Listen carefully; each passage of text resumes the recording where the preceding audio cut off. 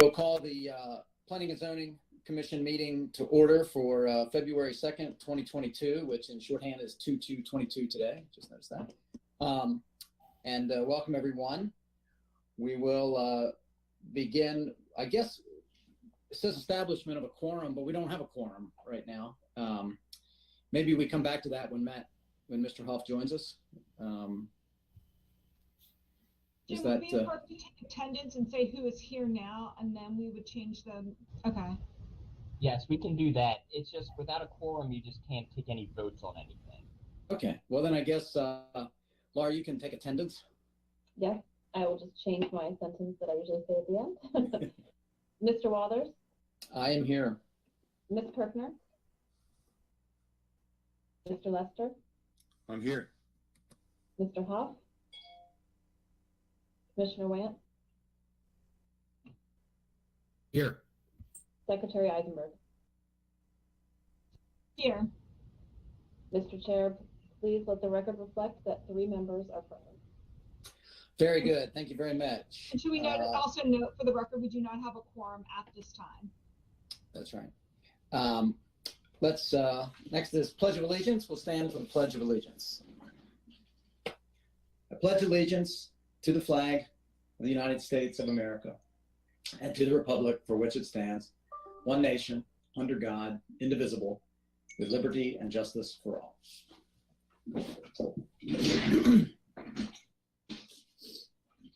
All right, next is item 4, review and approval of the agenda. Given the conversation we had just a moment ago, it seems like that the approval of the agenda will have to be noting that we're going to change the order of the agenda. Item 6 will be taken out of order until such time as we have a quorum.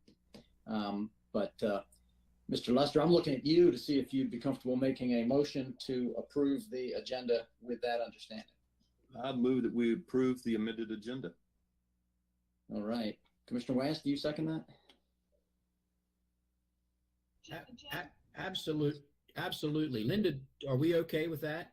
Yeah, Jim, are we even allowed to take motions for approving agendas and things like that without a quorum? I don't think we can take any votes, correct? You're on mute, Jim.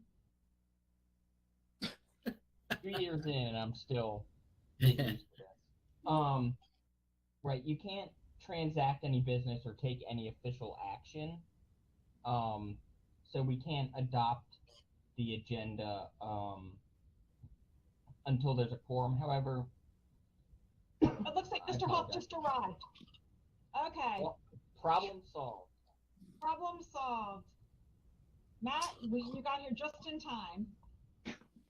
So Matt, I've moved that we approve the agenda, but moving item 6, but we don't even have to move that item, do we? I guess we don't, right? So I move that we approve, we accept the agenda as proposed originally. I think we have a motion, but I think, Jim, you're saying procedurally we need to establish a quorum first, right? I think that would just be best. So do we need to take another roll call attendance, or can the record reflect that Mr. Hoff has joined us and The record can reflect that Mr. Hoff has joined. okay. And then Laura, can you, given the fact that Mr. Hoff has joined us, are you able to tell us if that establishes a quorum? Yes, Mr. Chair, please let the record reflect that 4 members are present, and we do have a quorum. All right, thank you. Welcome, Matt. So we have a motion on the floor to approve the agenda. And Mr. Hoff, are you in the mood to second that motion? Yes, I'll second that. Okay, very good. All in favor? Looks like we have unanimous consent to approve the agenda. We are making progress. With that, we'll go to item 5.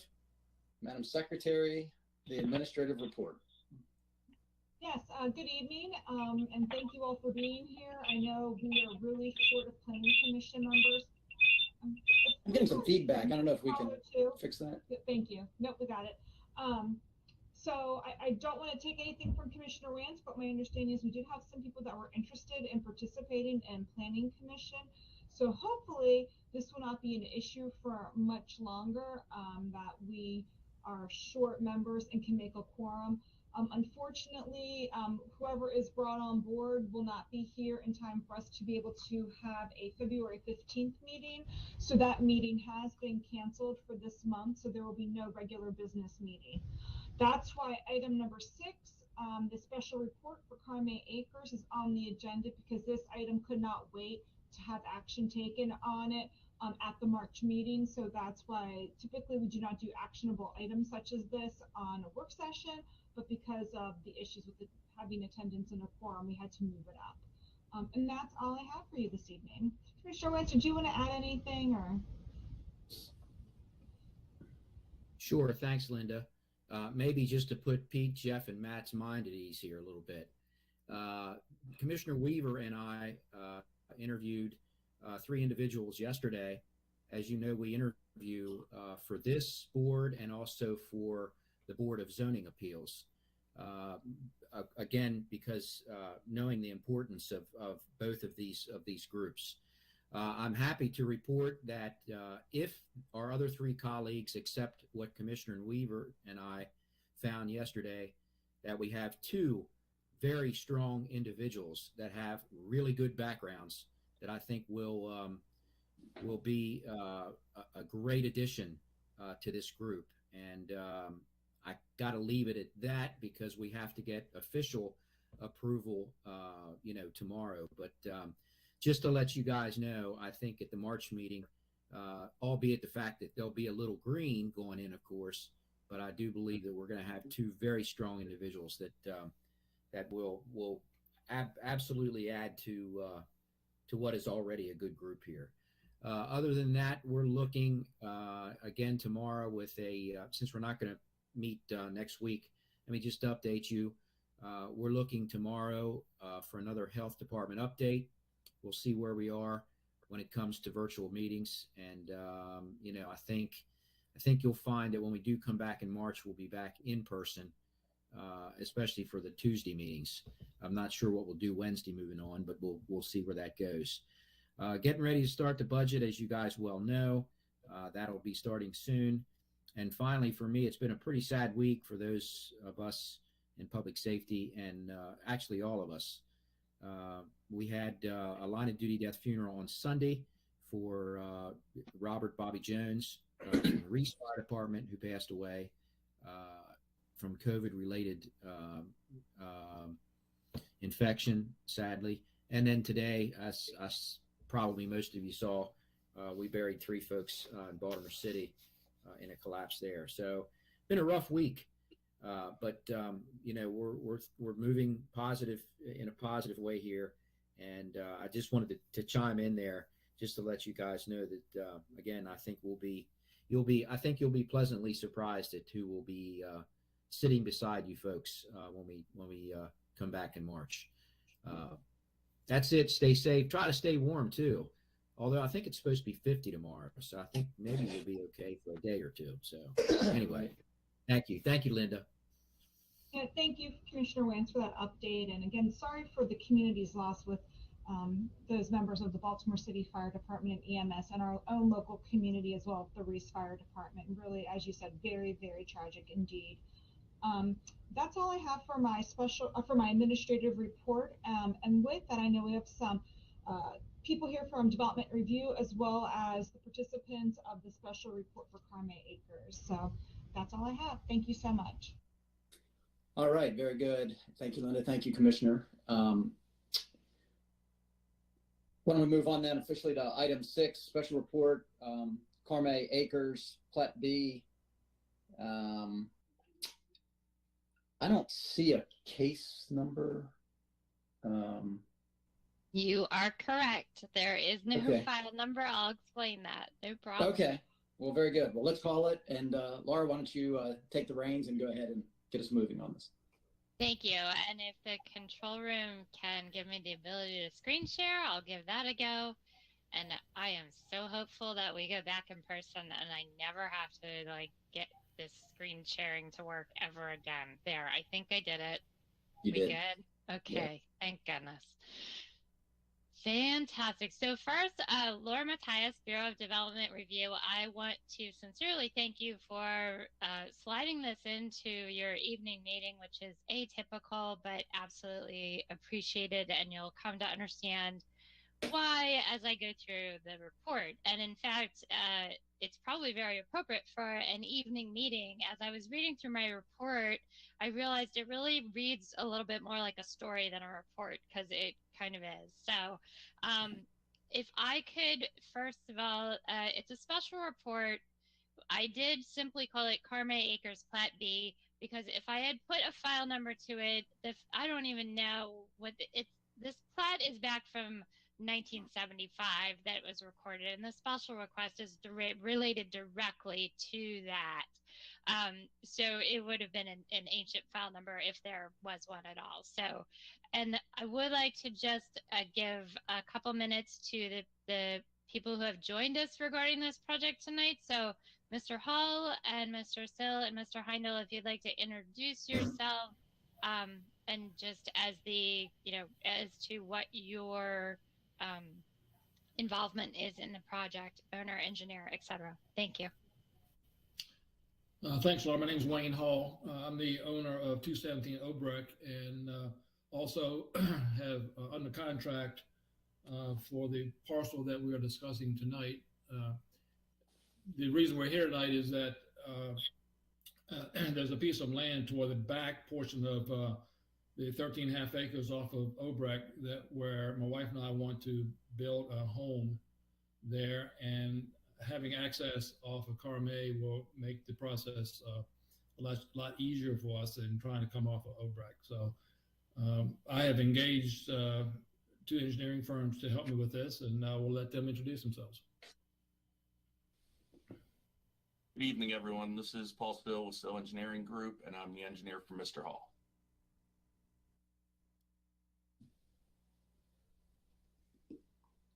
Thank you. Is Mr. Heindel still on?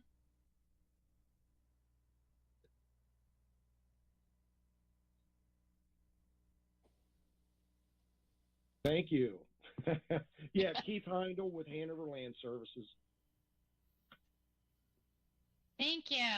Again, for many different reasons, we'll all be thrilled to be back in person. Fingers crossed. Okay, so Carme Acres is a subdivision. Here we're on Obrecht Road, and this is Carme Road. So let me introduce you to, I'm gonna go to full screen here and a little bit bigger so you can see. Okay, so the subject parcel is here at Carme Road. That is exactly what we were talking about today. This parcel is all of 1.9 acres, and it was created back in 1975 with a subdivision called Carme Acres, which is all of this. Of course, approved by the Planning Commission and recorded on a record plat, which I will show you in a minute. You'll see this is Trudy Road. It lies directly, Trudy Drive, excuse me, lies directly across from Trudy Drive, and it's flanked by residences 7024 Carme Road and 7100 Carme Road. So most of Carme Acres along here, these are single family residences with private drives to Carme. All right. So as Mr. Hall said, the subject parcel, he does have that under contract right now. He is also the owner of this larger parcel. Oh, it's missing a few. This larger parcel, which is 217 Obrecht Road. And that parcel is 13.42 acres. Okay. So the property, you can see, is crossed by a stream, and actually the tributaries kind of branch out in this direction. It is built right now with a single family residence, which is closest to Obrecht Road, with a single use driveway out to Obrecht Road.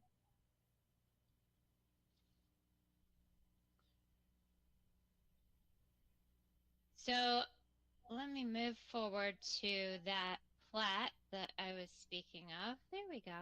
All right, so way back in 1975, they reserved this parcel, which comes back to 217 Obrecht Road. as part of the subdivision, they did a 50-foot wide parcel, and it flares out to 110 at the road, and they have that labeled specifically annotated reserved future road. So this is not unusual for sure. We've seen this before, that the intent of that, and there's a general note related, was to give this property that adjoins it the opportunity to make that an access point, a road back to that parcel for future development of that parcel.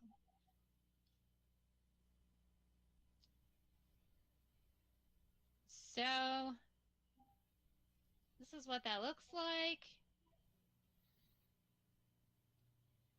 Couple pictures, right, looking at that parcel going straight back. So currently, as I said, Mr. Hall has purchased 217 Obrecht, and if we go back, I'm going to go back right here. And his intent, his hope, is to build a residence at the rear of this property with a private drive to Carme Road.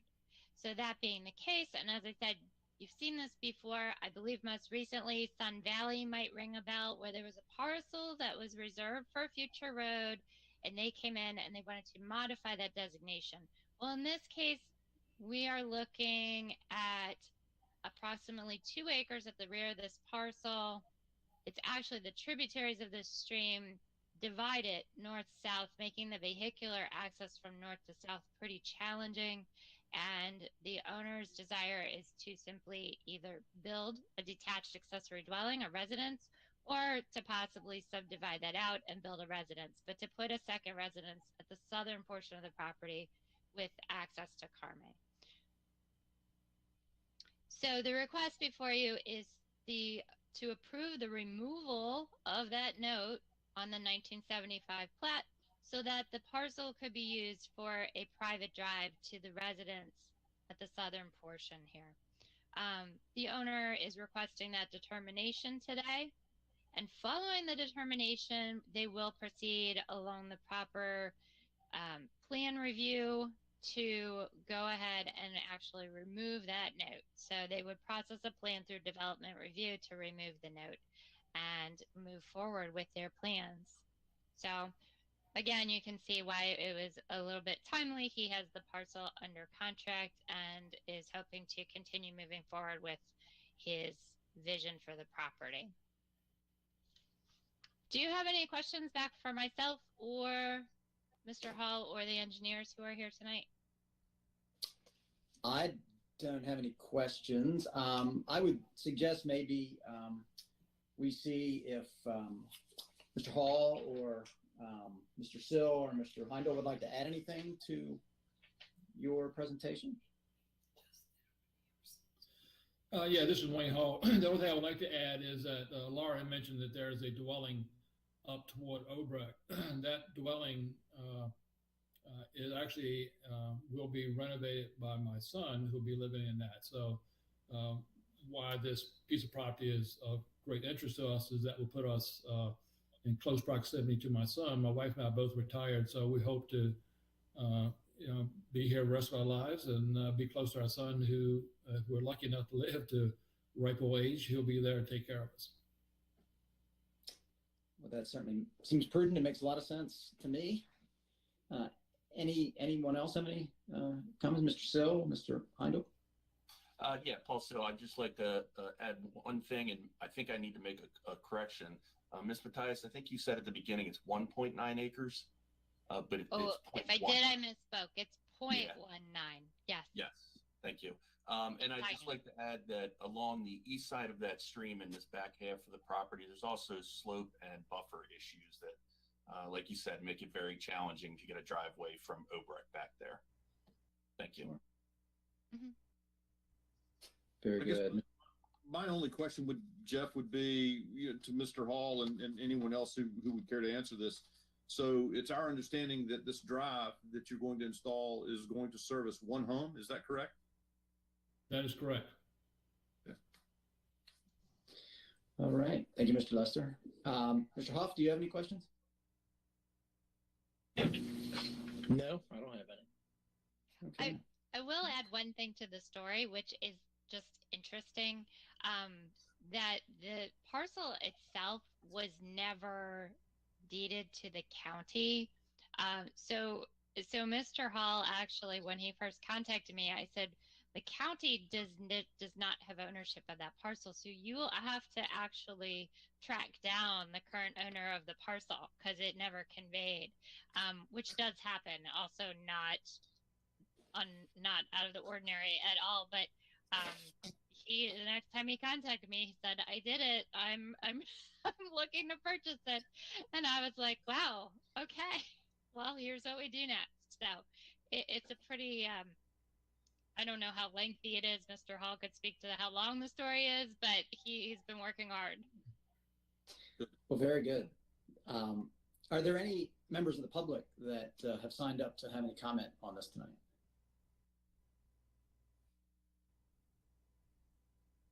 We did have one member of the public, but they retracted their name from being called, and I don't believe they're on the line at this time. The people that we have here that are not part of our typical staff are members that are supporting or part of the Carmen Acres. Is that correct, Laura? I don't think there's anyone else here. Yeah. Correct. The gentleman contacted me. He said once I saw what the intent was, it was one of the adjoining parcels, and he retracted. He said, I don't wish to speak any longer. I'm good. All right, very good. Well, then I guess it's back to us, Mr. Lester, Mr. Hoff. Chair would be happy to entertain a motion to approve removal of the note so the parcel can be used for a private driveway to the residents. Would either of you care to make such a motion?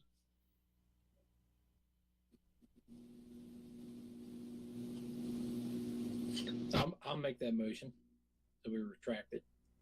Very good. Is there a second? I'll second it. All right, so there's a motion on the table and a second to approve the removal of the note referenced in the staff report so the parcel may be used for a private driveway to the residents. Is there any further discussion? Okay, all in favor? Signify by saying aye.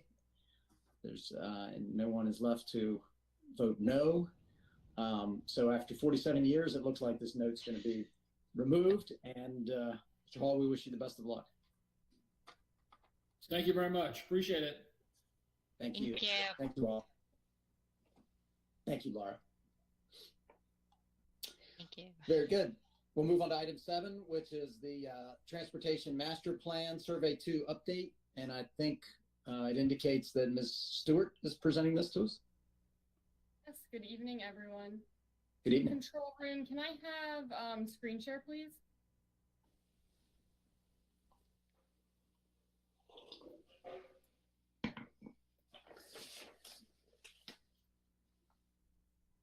Okay.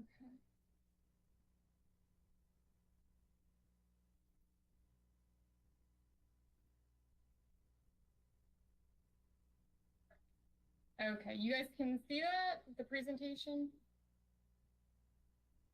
Yes, we can. Okay, great. Yep, all good. So, good evening. I'm going to share results from our Survey 2 of the Transportation Master Plan. The survey was open for about 6 weeks in October, mid-October through December.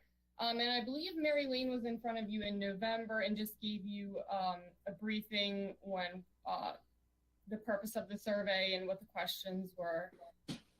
So we used several methods to promote this survey. We put it on the county website in several different places. We set up a kiosk in the county office building lobby. We promoted it through Facebook posts, Scub delivery, a press release, and we also reached out to our municipalities so they could share it with their citizens.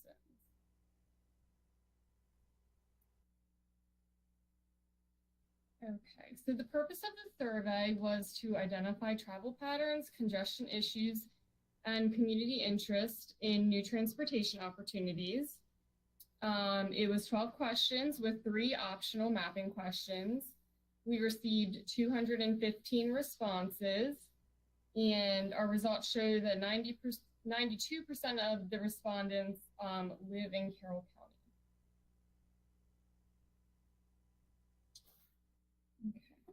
So this chart map combination shows locations and times that survey respondents begin their commute in Carroll County. So for those beginning their commute outside of the county, we asked for location and time that they entered Carroll. So the first question was, what town or rural village in Carroll County do you start your drive from? And for this question, we provided a map with locations, and we asked respondents to select from a drop-down menu the closest rural village or municipality or growth area. And then the second question, what time do you start your drive in Carroll County? And then again, we asked them to select from a drop-down menu. So our results show that 75% of respondents. Yes. You know, it's not moving forward. The presentation's just on the first slide still. Oh my gosh. Okay. So, because you don't have it in the mode for slideshow, you have it in the regular. Really? Okay. Yeah. Let me see. Okay. Well, if I just go like that. Yep, that's fine. That's so weird. Okay. Oh, F5. Okay.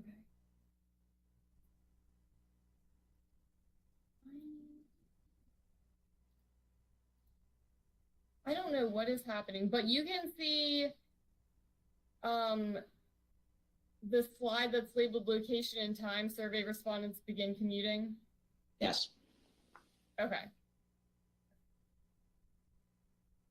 Let me do something real quick.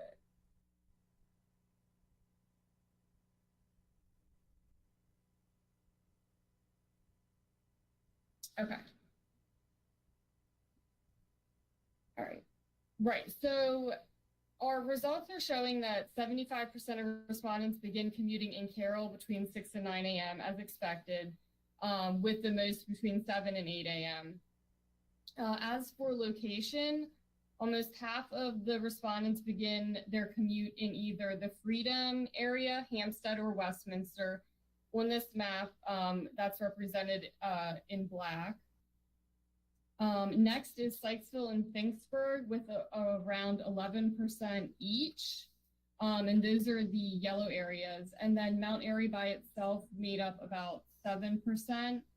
And Tawnytown and New Windsor together were about 9%.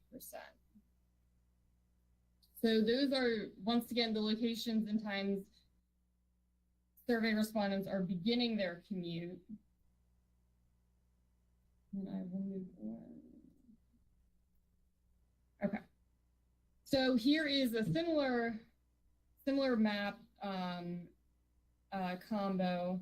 And this is showing locations and times survey respondents end their commute in Carroll. So for those ending their commute outside of Carroll, we asked for location and times that they're leaving the county. So the first question, what town or rural village in Carroll County do you end your drive in? And we provided the same map with drop-down responses of either rural villages or municipalities. And then the second question, what time do you arrive at your destination or end your drive in Carroll? So again, they chose from a drop-down menu of times. And these results show that 63% of respondents end their commute in Carroll, or in, Westminster. And that's the black outline. And then as for, let's see, oh, sorry. Then next is 40% of responses and their commute in either Sykesville, Finksburg, or Freedom. So those are the areas outlined in blue. And again, as expected, they're ending, most of respondents are ending their commute between 6 and 9 a.m., with the majority at between 7 and 8. And then all the other colors, so it's the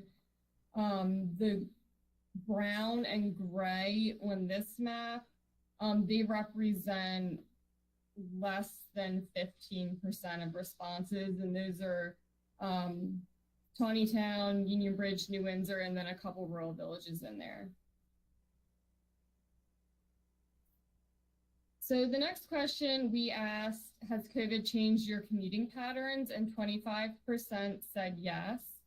And responses show the majority at 82% began teleworking, part-time or full-time. 7% lost or changed a job or retired, and then 4% experienced a shift in their work schedule.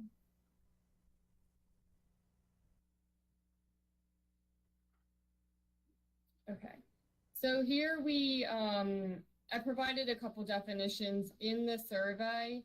Platooning and personal delivery devices. I don't think too many people are familiar with those. So platooning is a practice that utilizes vehicle-to-vehicle communication technology hosted by radar, GPS, and Wi-Fi to allow two or more vehicles to be electronically synced with one another. So the first vehicle wirelessly communicates information to the second vehicle, or however many vehicles are in that line. In Maryland, it's a 2-vehicle allowance right now. And then the other definition is personal delivery device. And that's a powered device that is operated primarily on shoulders, sidewalks, and crosswalks, is intended for the transportation of property on public rights of way, weighs no more than 550 pounds, excluding cargo, and is capable of navigating with or without the active control or monitoring of an individual. And you'll see those in more urban areas, delivering packages and food. Okay. So the next question is, how interested are you in sharing the roads with new transportation opportunities? And we asked respondents to rate each from very interested to not interested. And there was an option for not sure, don't know. So the categories were e-bikes, e-scooters, electric cars, autonomous or connected cars, autonomous or connected buses, connected truck platooning, and personal delivery devices. So our results show that there is some level of interest in sharing the roads with electric cars, which came in at 73% for respondents who chose very interested. And that's the second outer ring. And that's a large increase from the next highest, which was personal delivery devices at 45%, and that's the inner ring. And then for connected truck platooning, we had about 1/5 of the responses that replied not sure, don't know, even with the definition that was provided. And then the next question was pretty similar, except we did not ask about connected truck platooning. So this was, how likely are you to utilize new transportation opportunities?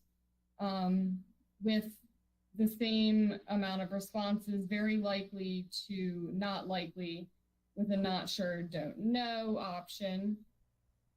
And these results showed that the majority is not likely to utilize transportation opportunities. The highest percent that had any interest is the electric cars again, with a response of 32%. And none of the other categories showed much interest for this one. So I have three more results to questions I want to share. Let me exit out of here.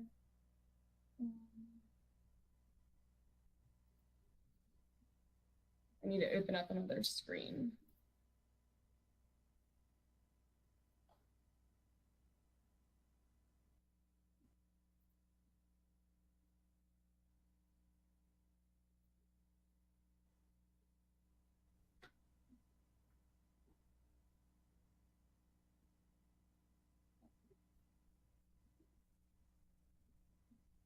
Okay, can you guys see this one?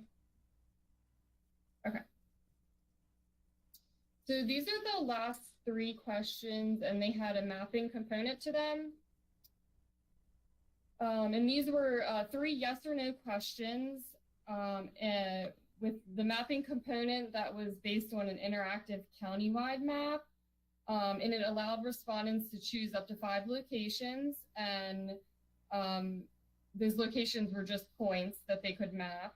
And we did provide directions on how to map for those who were not familiar with this.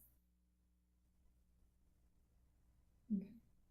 So the first question, do you typically experience congestion or intersections with long wait times on your way to your destination? So we had 70 out of 215 responses that said yes, and 91 locations that were mapped. I'm not going to move around the map too much, but there's, we saw a cluster on 91, or I'm sorry, on 140 in the Finksburg growth area, with about 12 of those or half of those at the 91 and 140 intersection. There is quite a few along 32 in the Freedom area, and about half as many along 26, with a small cluster at the intersection of 32 and 26. And then we had some responses along 27 going through Mount Airy, and then just some scattered responses in Westminster along 140.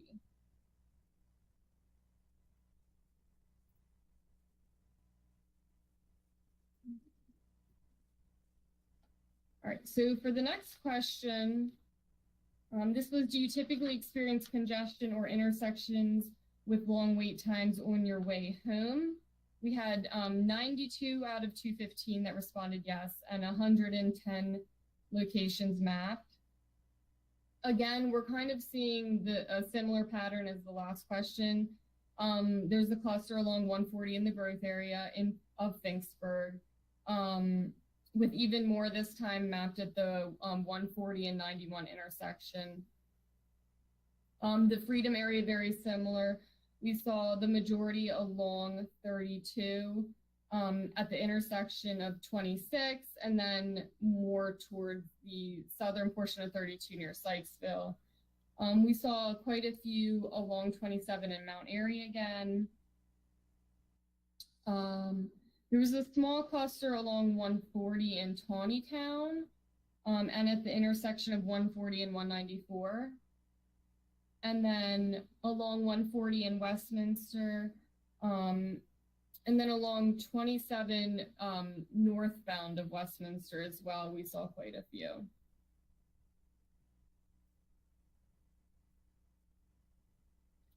And then the last question, do you think there's a location along your route or on your way to your destination or home that needs traffic calming? So once again, pretty similar to the previous responses. The Finksburg area, definitely. There were 4 responses at the 27, the intersection of Maryland 27 and Lucaball Mill Road. So we're gonna take a look into that. Let's see. And then a small cluster along 140 in Westminster again. And then we saw some various responses in Mount Airy along 27 and Main Street. So we're going to take a look into that. So that is pretty much it. In all these results, for the most part, confirmed what we already know, and we're going to do our best to incorporate everything into the countywide transportation master plan. Do you guys have any questions?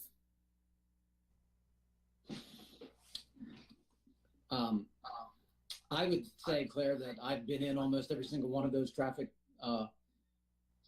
jams across the county, except maybe Taneytown. But I can personally attest to agreeing with your data. I was a little curious about the traffic calming answer there, because some of the areas that are marked, it would seem like traffic is very calm because it's stopped a lot of days or very, very slow, like on 140 at 91. Do you have any thoughts around maybe they misunderstood what traffic calming was, or and maybe I'm misunderstanding what traffic calming? I usually take that to mean something to slow traffic down where there may be pedestrians or other reasons, whether you use what they call chicanes or speed bumps or things like that. Is that what the question was getting at with traffic calming, if you know? Yes, and I was hoping to get a little bit more feedback. There was an opportunity anytime you placed a point on the map, there was an opportunity to leave a comment as to why that point was there. We didn't receive much feedback, so we received a lot of points without any comments. Okay. Any other questions or comments for Claire? Claire, I'll say again, I appreciate the effort to put forth a survey like this. You know, it's always frustrating to me when, you know, you survey, you know, a group of participants or employees, and you got 4,000 employees and you get, you know, 20 responses. My only question about this is, and it's not that we're not pushing this aggressively. I mean, you do everything you can to get people to fill out a survey. I just don't know at what point the data is statistically relevant and that we can call it relevant. I mean, I think this confirms what I think. Jeff, I agree with you when you say that. I mean, this kind of confirms what I think are the problems. But again, I just don't know, you know, when you get 200 responses out of what we have almost 200,000 people living in the county, I don't know if it's statistically relevant. And so I just don't know. Can anybody, Linda, Claire, can y'all shed light on how we're supposed to interpret this? It's not. You're right. It's not statistical data. I mean, it's anecdotal purely, and it's really just support the studies that we've had done by professional consulting group, and to just engage people to see where do they have issues. And again, I think just reaffirms all the things that we've already discussed and known. But no, I mean, it's not a statistical survey. We know that going in. Again, it's just for anecdotal and qualitative purposes. Well, thank you for clarifying that. I appreciate it. Thank you.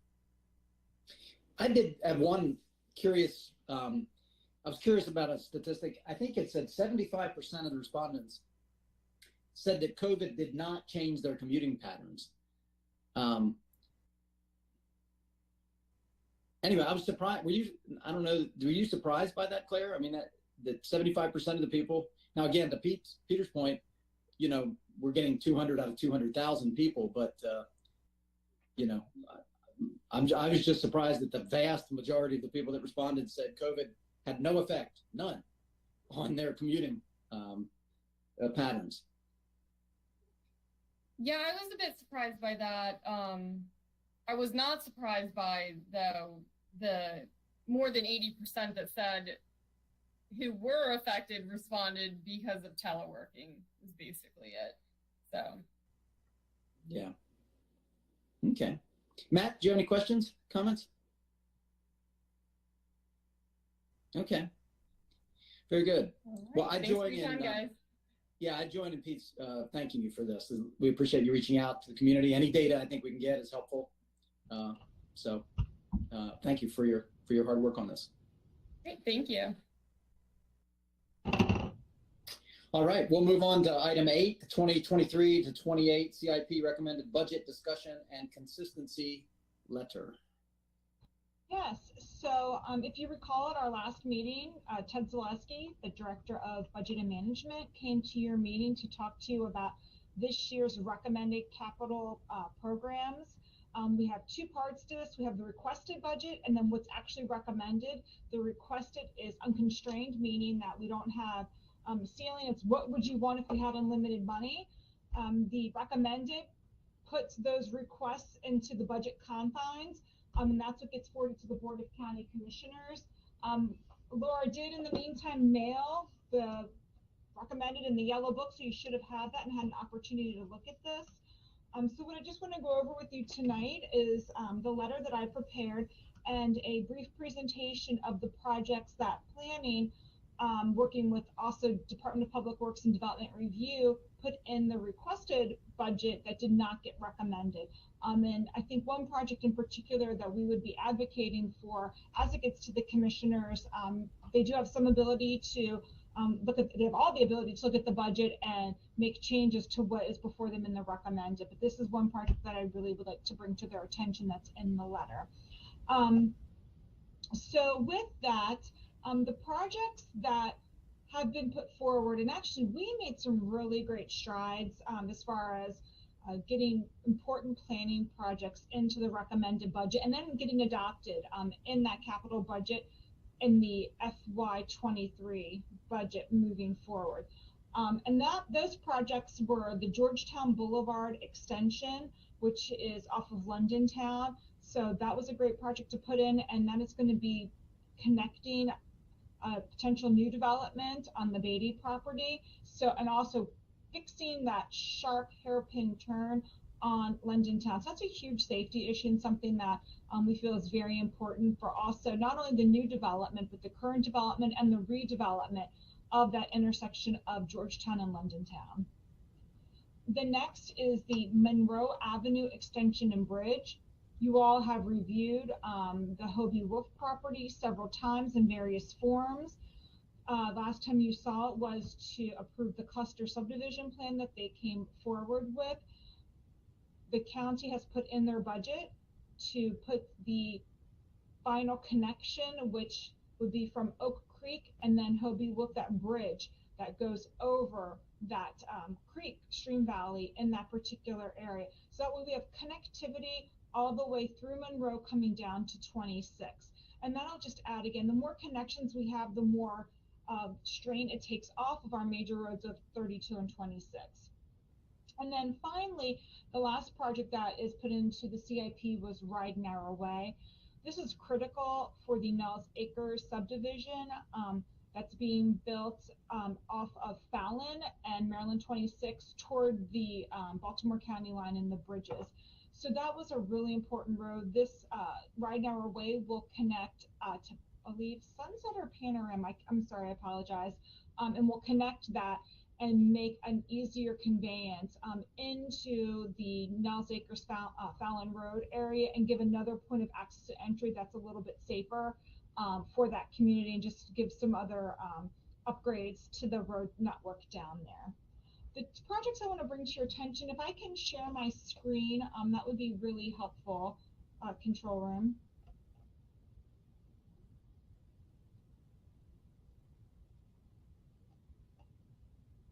Okay.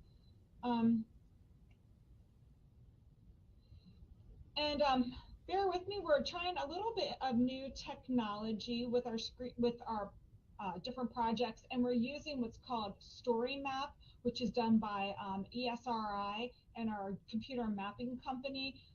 We've just gotten this technology and we're getting our computers upgraded to handle the new format that this is in. So I wanted to have our GIS person do this because I'd like to see us do more of this type of interactive mapping instead of publishing typical planning reports and documents.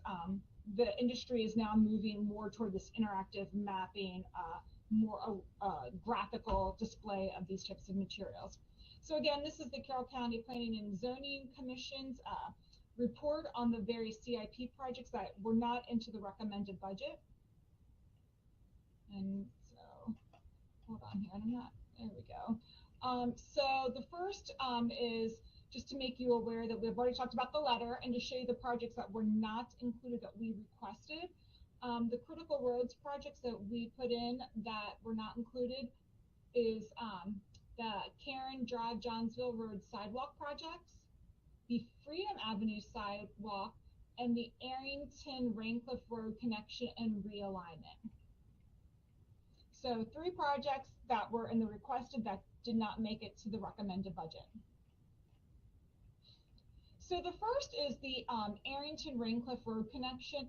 And if you recall, you've seen some of the preliminary requests for Freedom's grant. They came before you for their I believe their allowance for, or their density requirement for the age-restricted community, which will now be known as Retirement Village.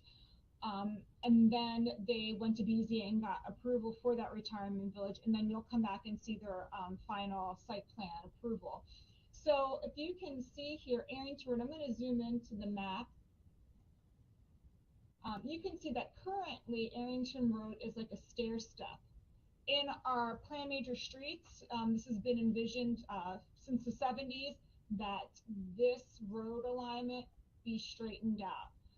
So with this huge community that's moving forward of 237 units, the developer will be responsible, and if you can follow my cursor, for the portion, the lower portion here, that goes through their property. And I believe they've shown it on their various plans that they've brought forward. The part that we need to connect, and that was proposed in the CIP, is this section here that goes from the Freedom's Grant and then goes to Arrington, and then this is Slacks Road to the west, following straight across. And the proposal that we put forward in the CIP is to upgrade this intersection, make better connectivity, and then straighten out the alignment then of Arrington in this section to start. To the west is also, and I'm not 100% sure the exact location, so let me zoom out a little bit. I believe it's somewhere in this vicinity, if you can follow my cursor right here. That is the proposed site, or is the site of the newly planned state-owned veterans facility. That will be a 128-bed veterans home facility on 140 acres. So again, there's going to be a lot more traffic coming through here. Having the safety of this roadway is critically important. So that's why we wanted to make sure that this got in the recommended CIP. And typically we're instructed to go to the outer years, meaning you start the last year of the plan, the 6-year plan, and move your way and have it kind of move across. But because Freedom's Grant's already in the works, and we know the state is committed to the veterans facility, suggested that it be put in FY25 for design and land acquisition and FY26 for construction. The next are the Freedom Sidewalk projects that we have. So that was the only roads project. Like I said, we made some great strides on developing a lot of these roads to keep pace with development in the greater Freedom area. The other two are the sidewalk projects. And you can see Freedom Avenue, which is a big ask, goes from 32 all the way to, I believe that's Johnsville. The reason that came forward is for many, many years now, Public Works has been getting a ton of phone calls from people going down the road too quickly to putting actual sidewalks in for students of Piney Ridge Elementary School. There's a lot of parental concern with kids walking. There's no real shoulder, and there is no sidewalk whatsoever in that area. So again, having connectivity, and so we put in for the whole entire alignment, knowing that maybe it would have to be pared down, but thought it was important to have the entire alignment of Freedom Avenue on this CIP. And then you can see it in a little more detail here. Now this is a really expensive project because of land acquisition. The county doesn't have right-of-way to put in sidewalks. We would have to acquire the land along the alignment to put the sidewalk in. Also, it's an expensive project, so there's some constraints with utilities. And I'll just zoom into the map here. Especially around the school, there's utility poles and there's underground cables for internet and cable service along this path that make it extremely cost prohibitive in some ways. However, one of the things that we would do, as we did with our other 2 sidewalk projects, is look for grant opportunities. And our recommendation is that the final 20% of funding for this project would happen once we get we put in for the grant and get approved for the grant. But we would have to have a dedicated portion of it in our budget, and then budget for the 20% that would be the county's portion.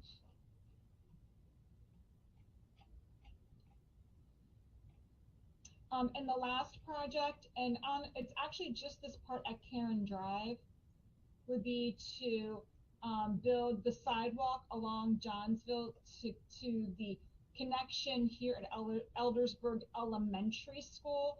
And that was about a $365,000 estimate. Again, we would look to use Safe Routes to School funding. We are currently getting ready to break ground on the section at the north end that goes to Liberty High School from Eldersburg Elementary. So this part is in the CIP. We secured grant funding, and that is moving forward. And I believe ground's going to break on that this spring. So this would be the portion that we're proposing to put into the CIP for this upcoming year. So those are the projects I wanted to share with you. And just, get a little bit of your input if you thought that was agreeable, what your thoughts are on the letter, if there's anything that we've excluded or that you would like to see taken out or added to this letter. No, I thought the letter was good. I do commend you on making such progress and having important projects included in the CIP.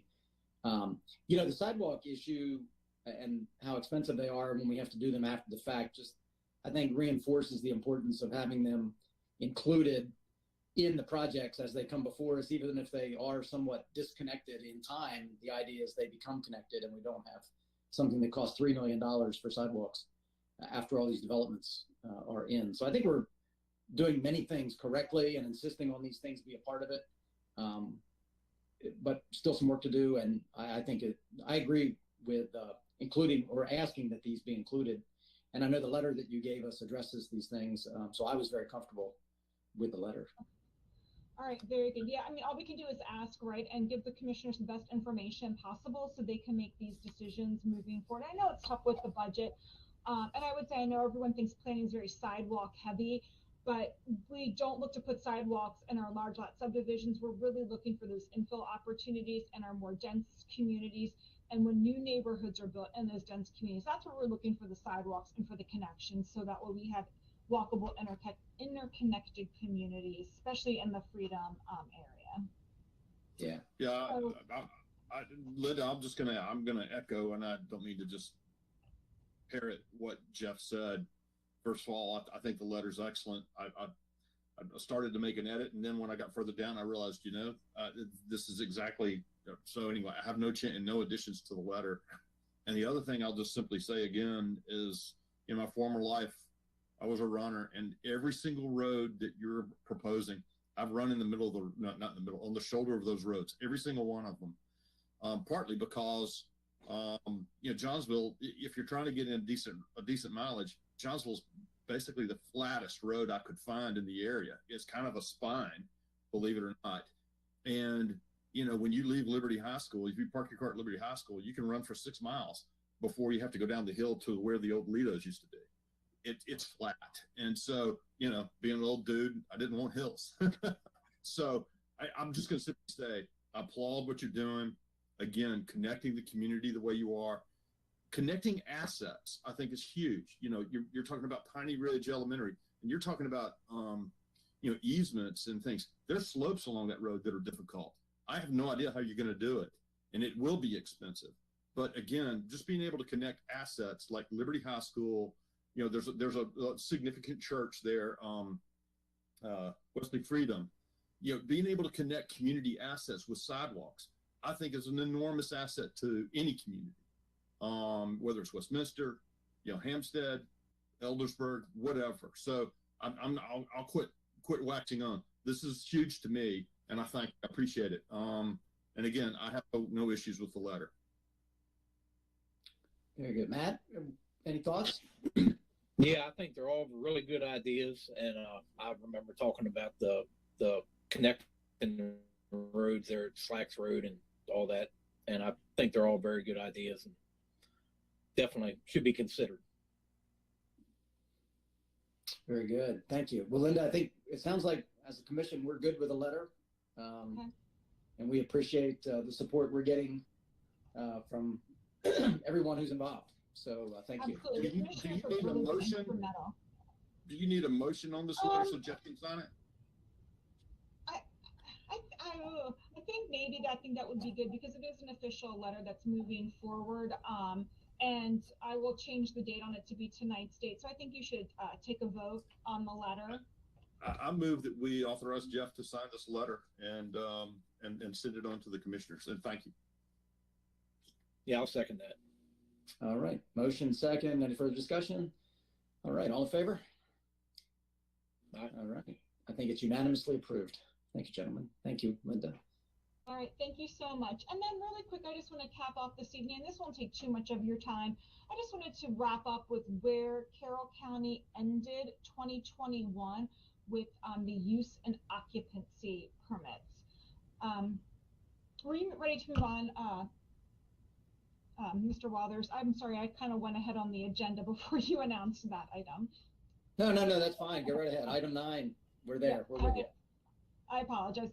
So I just thought it would be good to have a recap because 2021 was an interesting year for various reasons, but we also saw a jump in development more than we had in the past 7 or 8 years. So I just wanted to share that with you and have this a little bit aside from the typical annual report. As you know, we prepared this annual report. It is kind of the building pipeline. It shows you from plans to built for that particular calendar year, but I want to just separate this out for you. So again, last time, control room, if I can just share my screen, please.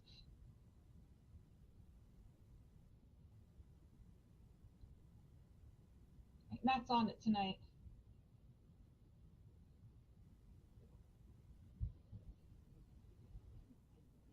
Oh, it does? Okay, weird. All right, thank you. Because it was all grayed out on my end. So I'm going to go ahead and do that then.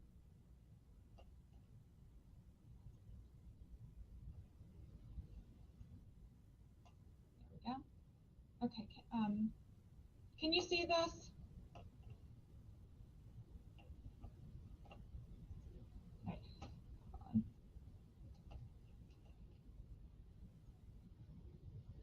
Okay, can you see my screen? Yes, we can see it. Okay, great. Sorry, I can't, the way it sets it up, I can't see you all. Okay, so anyway, again, these were the use and occupancy permits, and that's how we track population for the county. We use these numbers to do our monthly numbers. We take how many use and occupancy permits were issued for that particular month. We do it by election district and other breakouts. Fire EMS uses this. A liquor board uses this information when they make their decisions. So this past year we had a reset because of the census. We actually got our census numbers in, and we're still receiving more refined census data. So we redid those numbers. Now we're moving forward with what the reset was in April of 2021. So what we typically do, and if you can see from this map, these are the 2021 new development use and occupancies. Everything that is in orange is our residential UNOs, and our purple are our non-residential use and UNOs. Linda, I have a question. Yes. I'm sorry to interrupt. Is use and occupancy the same thing as the certificate of occupancy? Is that the same thing? That's my understanding, yes.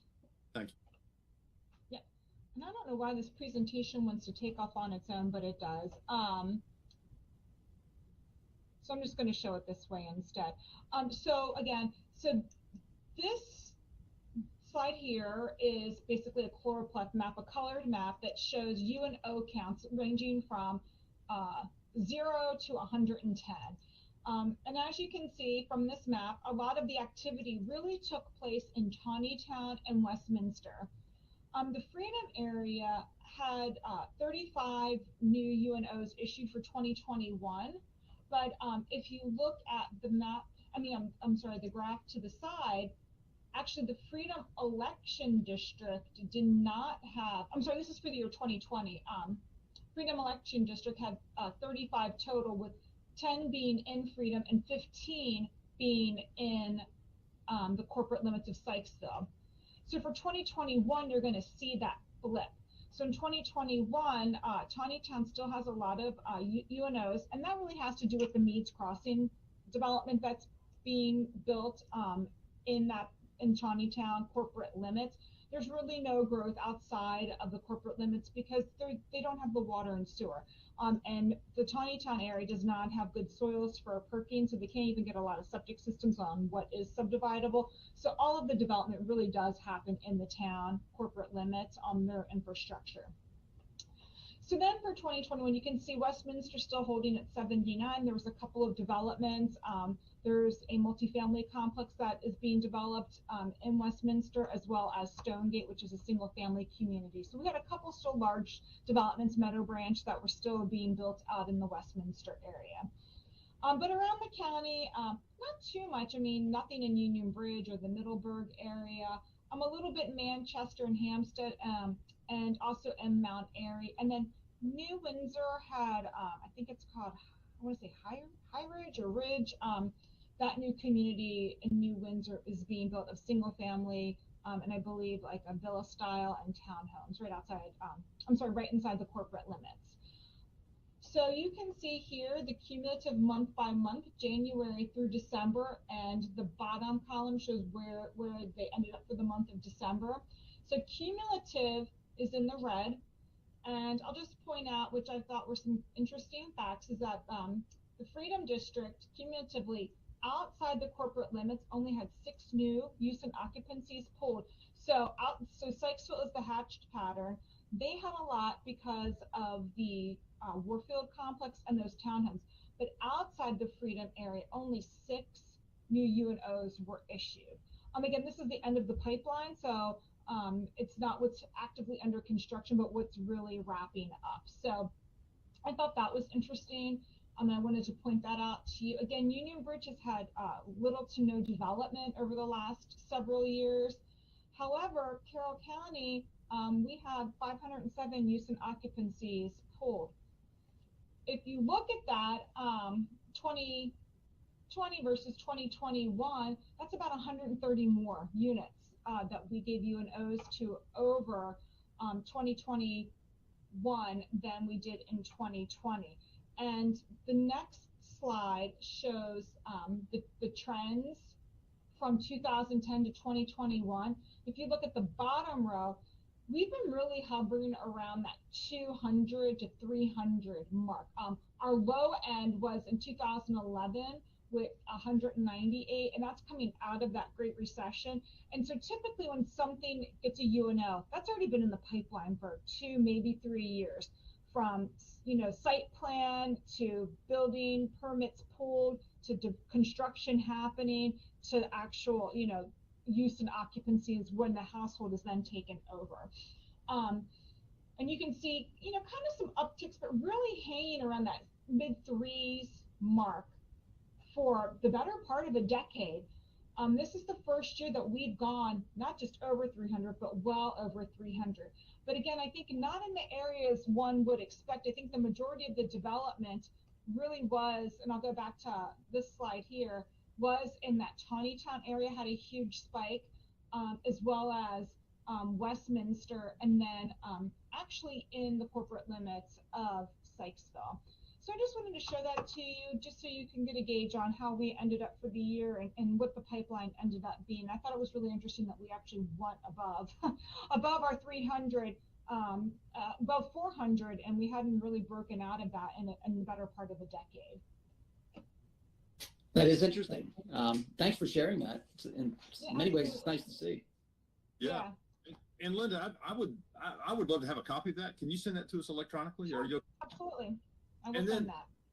I've got a question concerning if somebody builds a multi-unit facility, does that show up as one use of occupancy, or do you credit, if I build an apartment complex with 20 units, does that show up as 1 or 20? It shows up as the units. Cool. Okay. That they can take occupancy. Okay. Yeah. Very good. Very good. Any other questions for Linda? Thanks for sending that to us. With that, we'll be handy. Absolutely. I will make a note to myself to do that. That's terrific. Yeah. And you'll get that in more detail. I just wanted to really pull that out separately. When we do the annual report, like I said, we do the whole pipeline from what's been planned to what's actually happened. I think it's really interesting to see that information. Yeah. And again, that's great information. And Jeff, we've talked about this, and Commissioner, I believe you were in the meeting too, when we were talking about percentage growth and what's healthy, and what are we trying to manage to a certain number? I mean, I don't like quotas, and I don't necessarily like, we didn't hit our numbers this year. That's not necessarily our job, but to some degree, a healthy economy should be defined as something. And I don't know how we define that. And I would love, and again, I don't think it's a Manhattan Project. Linda, you're covered over.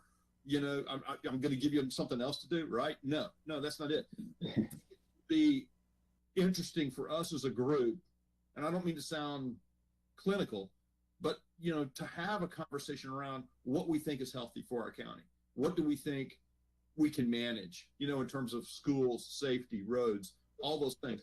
Because I don't have the answer. Those numbers look reasonable, and they also seem, fairly consistent, like you said, Linda. So I'm not saying it's right. I'm not saying it's wrong. It is what it is. As a group, though, I think we ought to kind of have an eye on it, because there's a number where I'm pretty sure we would all say, you know what, we need to hit the brakes on something. But I don't know what that number is, right? I don't know. Yeah, it's interesting, Pete. And, the other thing is we're involved as a planning commission in different aspects of this.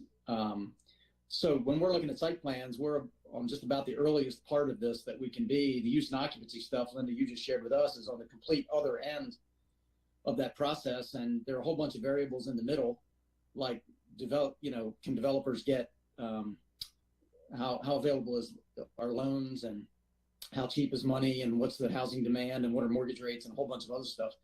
But I do like your idea, Pete, because I think we do want to know from where we sit, is what we're looking at a reflection of a healthy Carroll County?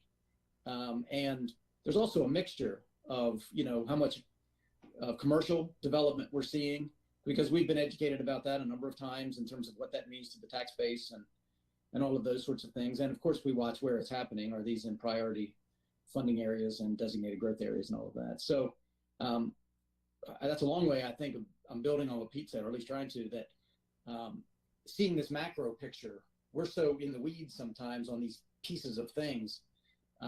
It's useful to see how it's shaking out, sometimes years down the road. So thank you for that. And as you have opportunities, maybe to share some of that with us from different perspectives, I think it just helps educate us. It's nice to jump out of the trench once in a while, take a look around the field and see how things are shaping up. Any other comments? Matt, you have anything? You're good? Excellent. So thank you, Linda. So that leaves us with just the last item, which is general public comment. Do we have anybody out there that cares to speak to us tonight? All right, very good. Then our next meeting is Tuesday, March 2nd at 6 p.m. with the interim meeting canceled. Commissioner, thank you for getting some other folks in the pipeline for us. We look forward to meeting them and having them on our team. And with that, I'd be happy to entertain a motion that we adjourn. I'll move we adjourn. Matt, I assume you said. I'll second that. All right. All in favor? Thumbs up. Thank you all very much. Really appreciate everything. Great to see you. Good night. Be good. Y'all take care.